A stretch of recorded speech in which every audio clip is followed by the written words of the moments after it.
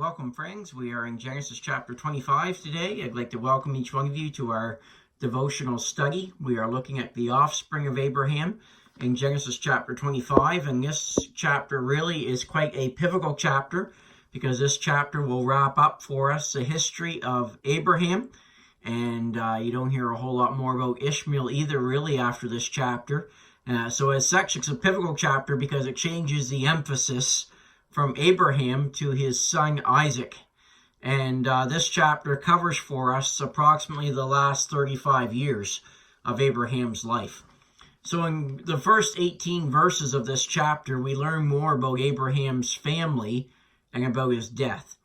And I want to read verses 1 through 6 and look at them today in the time that we have. It says there, "And then again, Abraham took a wife, and her name was Keturah. And she bare him Zimram, and Jokshan, and Medan, and Midian, and Isbak, and Shua. And Joktan begat Sheba, and Dedan. And the sons of Dedan begat Asherim, and Letsheim, and Leum. And the sons of Midian, Ephra, and Epher, and Hangok, and Abidah, and Eldah. All these were the children of Keturah. And Abraham gave all that he had unto Isaac, but unto the sons of the concubine which Abraham had, Abraham gave gifts, and sent them away from Isaac his son, while he yet lived eastward unto the east country." So as we come into these verses, we see here the sons that Keturah had by Abraham. And we also see how Abraham divides the inheritance.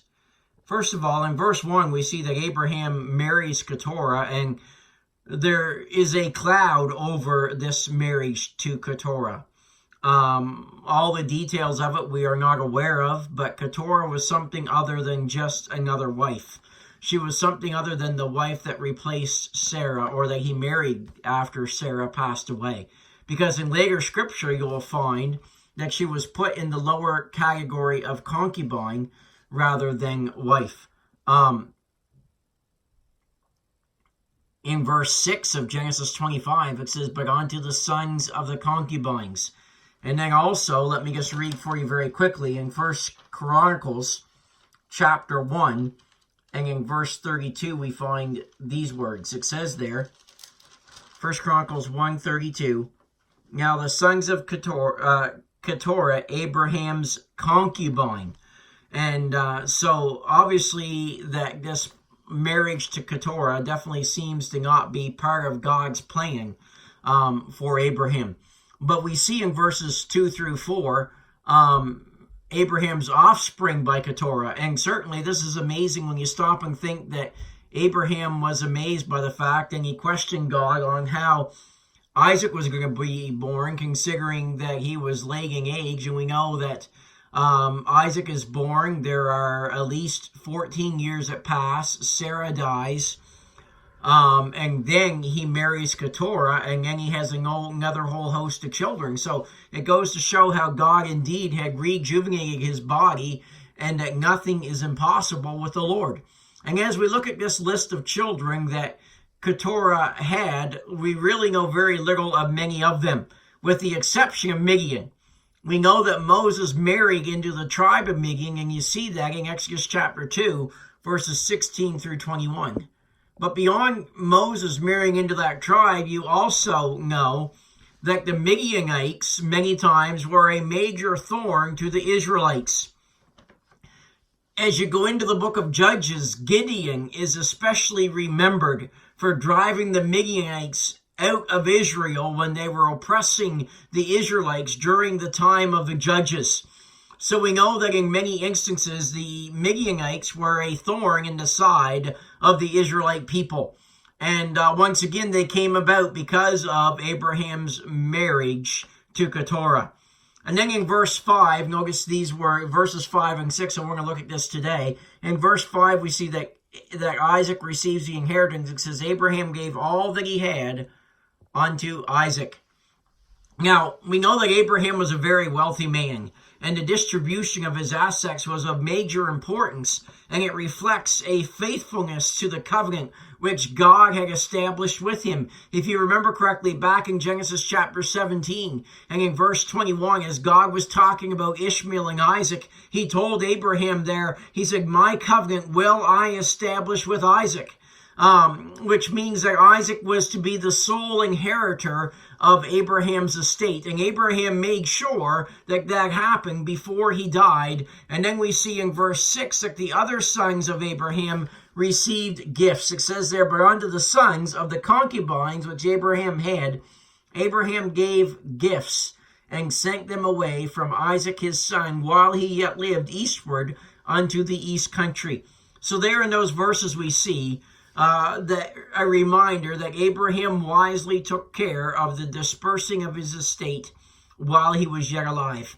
And that is a good example for all to be punctual regarding their wills. And many times we see fights that take place in families and all of that simply because of the fact that wills have not been completely laid out. So we remember today that as we close and as we look at the end of the life of Abraham, God had promised Abraham that he would be a father of many nations. Notice in Genesis chapter 17 and verse 5, it says there, let's come back, Genesis chapter 17 and in verse 5. Give me 1 second here, I'll find it. Says there these words, neither shall thy name be called any more be called Abraham, but thy name Abram, but thy name shall be called Abraham, for a father of many nations have I made thee. Abraham has not really yet seen this fulfilled. Now he obviously had Isaac as a son, and he has seen Isaac married. But Abraham is not seeing this promise completely fulfilled. I like how it says in Hebrews chapter 11. Notice what it says in verse 8 as we close today.